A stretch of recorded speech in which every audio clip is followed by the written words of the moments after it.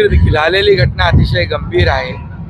झालेली घटना अतिशय दुर्दैवी आहे आणि जे जखमी आहेत त्यांचा तात्काळ त्यांना छत्रपती शिवाजी महाराज हॉस्पिटलमध्ये आहेत. त्यांचा जीव वाचवण्याचं काम याला आम्ही प्राधान्य देऊ आणि ही जी काही घटना झालेली आहे ती अतिशय दुर्दैवी आहे. त्याची माहिती देखील मी घेतो आणि जे त्याच्यामध्ये मृत्यूमुखी पडलेले आहेत त्याला देखील जी शासनाच्या माध्यमातून देय मदत आहे ती देखील शासन करेल आणि जखमींचा उपचार देखील तात्काळ या ठिकाणी युद्ध पातळीवर करेल, कारण त्यांचा जीव वाचवणं याला प्राधान्य आम्ही देणार. आणि या बाबतीमध्ये बघा, आता अपघात झालेला आहे, त्याची रेल्वे मंत्रालयाच्या माध्यमातून उच्चस्तरीय चौकशी होईल आणि त्यातून जे काही सत्य आहे किंवा जे काही कोणाचा दोष असेल तर तो समोर येईल.